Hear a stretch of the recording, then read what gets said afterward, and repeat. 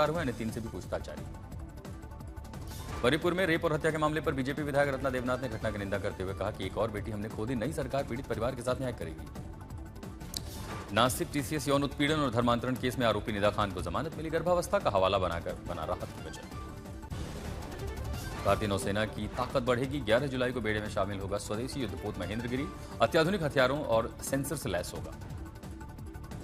हिमाचल की मंडी में अब महज 30 मिनट में पूरा होगा चंडीगढ़ तक का सफर। सीएम सुखविंदर सिंह सुक्खू ने वर्चुअली हेली सेवा का शुभारंभ किया, 3500 रुपए होगा हेलीकॉप्टर का किराया। दिल्ली पुलिस ने बड़ा एक्शन लेते हुए आईएसआई और शहजाद भट्टी आतंकी मॉड्यूल का भंडाफोड़ किया, 6 आरोपी गिरफ्तार, हथियार और पेट्रोल बम बरामद किए गए। 91 साल के हुए बौद्ध धर्मगुरु दलाई लामा, लेह के जफसाल में मनाया गया जन्मदिन। तिब्बती भिक्षुओं ने विशेष प्रार्थना सभा की, बड़ी संख्या में श्रद्धालु शामिल हुए। प्रधानमंत्री मोदी ने दलाई लामा को उनके जन्मदिन पर शुभकामनाएं दी। पोस्ट कर लिखा, दलाई लामा का शांति, सद्भाव और मानवता का संदेश दुनिया भर के लोगों के लिए प्रेरणा का स्रोत है। लोधी कॉलोनी में नवविवाहिता आकृति की संदिग्ध मौत हुई, 3 महीने पहले शादी हुई थी। परिवार ने पति और ससुराल पर प्रताड़ना के आरोप लगाए। ऑफिस से निकली आकृति लौटी ही नहीं घर, छत से गिरने के बाद मौत हुई। परिवार ने कहा कि हत्या हुई है। पुलिस अब सीसीटीवी और मोबाइल डेटा खंगालकर जांच में जुटी है।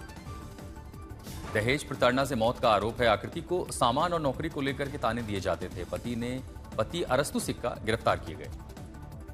आकृति मौत केस में बड़ा डिजिटल सुराग भी सामने आया है। सर्च हिस्ट्री में आसानी से मौत कैसे होगी और दूसरी मंजिल से गिरने पर मौत जैसे सवाल भी इंटरनेट पे लॉग में मिले। पुलिस अब जांच में जुटी।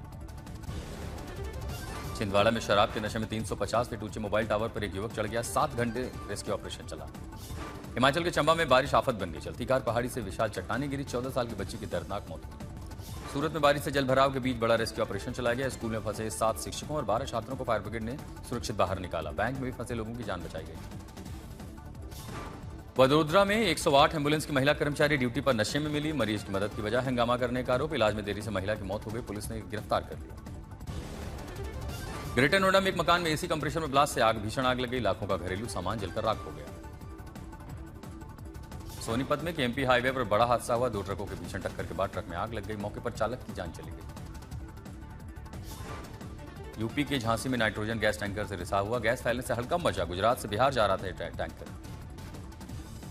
गुरुग्राम में अदानी ऑयस्टर सोसाइटी में बड़ा हादसा टल गया, बेसमेंट पार्किंग की छत का लेंटर और कंक्रीट अचानक भरभरा कर गिर गया, कई गाड़ियां क्षतिग्रस्त हुई। सोनीपत में राष्ट्रीय राजमार्ग पर जलभराव के कारण बड़ा हादसा हुआ, 4 गाड़ियां आपस में टकरा गई, बुजुर्ग दंपति घायल हो गए। सहारनपुर में टाइम ओवर होने के बाद शराब न मिलने पर लाइनमैनों ने ठेके की बिजली काटी, घटना का सीसीटीवी फुटेज सामने आया। श्रीगंगानगर में काले हिरण के शिकार का मामला सामने आया, वन विभाग ने 8 आरोपियों को गिरफ्तार किया, मांस और अवशेष भी बरामद किए। नवादा में ट्रेन की सीट को लेकर के विवाद हुआ, मनचलों ने दरोगा दंपति से मारपीट की, न्याय की मांग को लेकर पीड़ित महिला ट्रेन के इंजन के आगे बैठी। हल्द्वानी में दर्दनाक हादसा हुआ, शिवपुराण कथा के दौरान कूलर से करंट लगने से पुजारी की मौत। यूपी के फतेहपुर में पत्नी ने सो रहे पति को पेट्रोल डालकर जिंदा जला दिया। पुलिस के मुताबिक घरेलू विवाद और पत्नी की रोजाना की मारपीट से परेशान थी।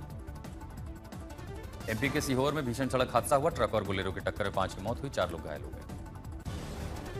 राजस्थान के 12 में चूहे पकड़ने के पिंजरे में फंसा जहरीला काला नाग, फन फैलाए बैठे नाग को देखकर दहशत मची।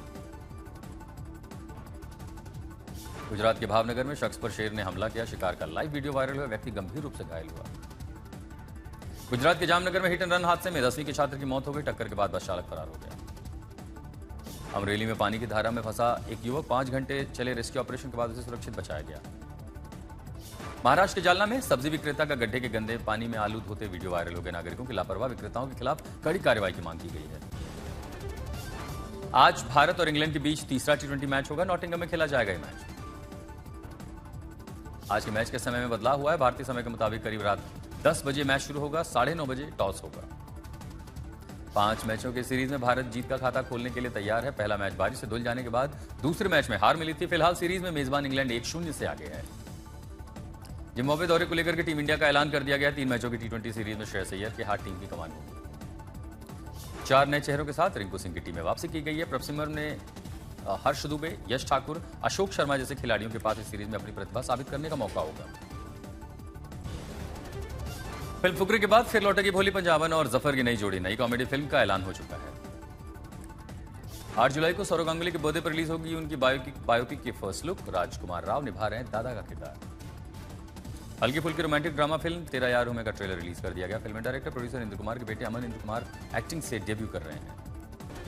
वेनेजुएला में आए शक्तिशाली भूकंपों में मरने वालों की संख्या बढ़कर 3,535 पहुंच चुके हैं, जबकि हजारों लोग इसमें घायल हुए हैं और बेघर हुए हैं। चीन द्वारा लंबी दूरी के बैलिस्टिक मिसाइल परीक्षण पर जापान ने कड़ा ऐतराज जताया, कहा कि गंभीर चिंता का विषय है चीन का यह मिसाइल परीक्षण। संयुक्त राष्ट्र महासचिव एंटोनियो गुटेरेस ने आर्टिफिशियल इंटेलिजेंस को लेकर चेतावनी दी है कि अगर एआई को शक्तिशाली बनाना है तो सुरक्षा नियम जरूरी हैं। बच्चों पर पड़ने वाले प्रभाव को कम करने के लिए वैश्विक स्तर पर एक समान नियम बनाने की अपील भी की गई है।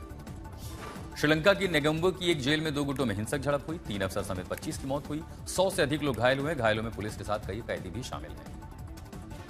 यूरोप के कई देशों के जंगलों में भीषण आग लगी है। फ्रांस, स्पेन, ग्रीस, अल्बानिया में सैकड़ों एकड़ जंगल जलकर खाक हो चुके हैं। दमकल कर्मी युद्ध स्तर पर आग बुझाने की कोशिश कर रहे हैं। महाराष्ट्र के सातारा जिले के वैना नदी पर बना छोटा पुल भारी बारिश के कारण क्षतिग्रस्त हो गया है। सड़क के दूसरी ओर बने होटलों में ठहरे कई पर्यटक वहां फंस गए। मौसम विभाग ने दिल्ली में आज के लिए बारिश की संभावना जताई है। जारी किया गया है येलो अलर्ट। उत्तराखंड और हिमाचल प्रदेश में भी ऑरेंज अलर्ट जारी किया गया है। उत्तराखंड में खराब मौसम के बावजूद धूमधाम से 4 धाम यात्रा जारी है। बद्रीनाथ केदारनाथ में अब तक 27 लाख से अधिक श्रद्धालुओं ने दर्शन किए हैं। इंदौर में बारिश बाराती बन गई। जलमग्न मंडप में दूल्हा दुल्हन ने लिए 7 फेरे। पानी से भरे गार्डन में दूल्हे ने दुल्हन को गोद में उठाकर रस्में निभाई। वडोदरा में मूसलाधार बारिश से शहर बेहाल हो गया। रावपुरा, मांडवी समेत कई इलाके जलमग्न हुए। सड़कों पर घुटनों तक पानी भरा और लंबा ट्रैफिक जाम लग गया।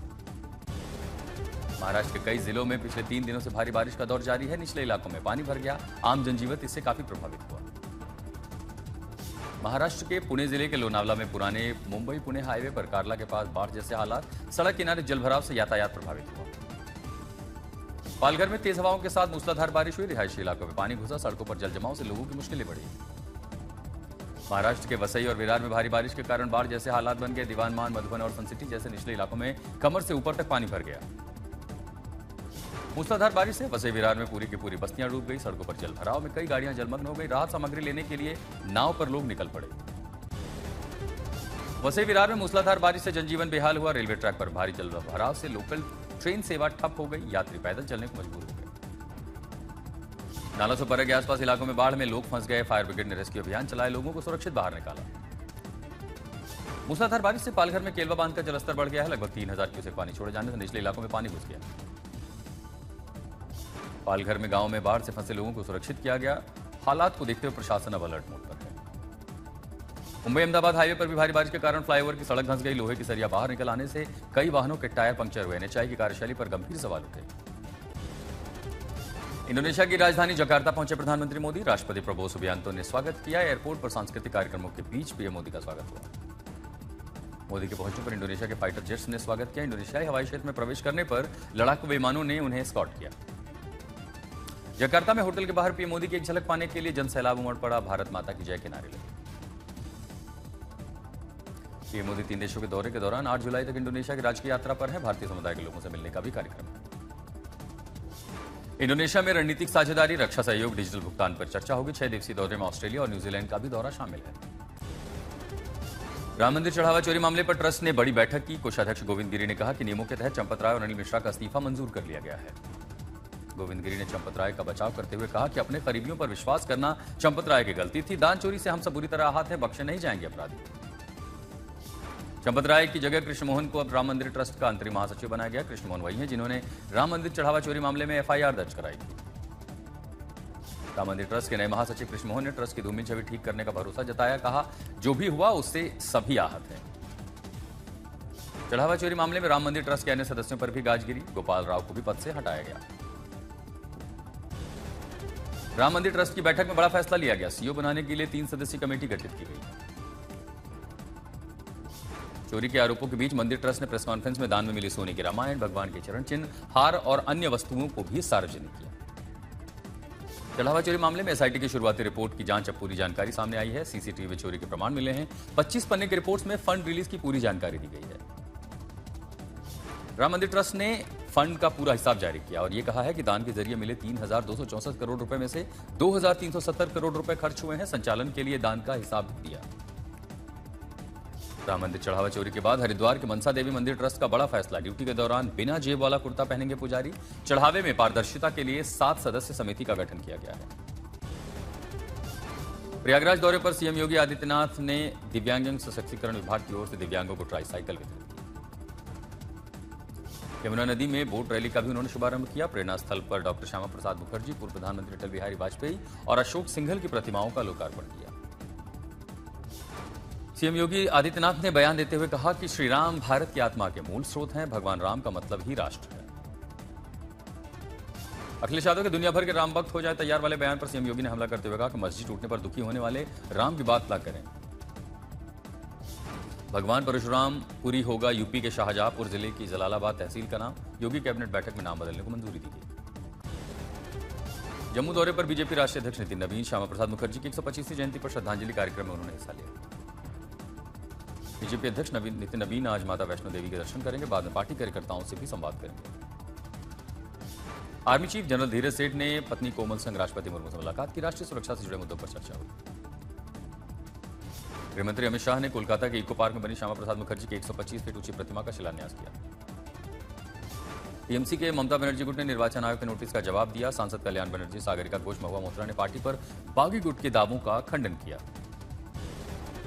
ममता खेमे ने चुनाव आयोग को पार्टी के आधिकारिक दस्तावेज भी सौंपे। कहा, पार्टी की राष्ट्र कार्य समिति 2027 तक वैध और ममता बनर्जी है असली टीएमसी प्रमुख। पश्चिम बंगाल के बारुईपुर में नाबालिग से रेप हत्या मामले को लेकर ममता बनर्जी पीड़िता के परिवार से मिली। न्याय की मांग करते हुए कैंडल मार्च निकाला। बारुईपुर में नाबालिग से रेप हत्या के मामले में मुख्य आरोपी आनंदा सरदार गिरफ्तार। अब तक कुल 3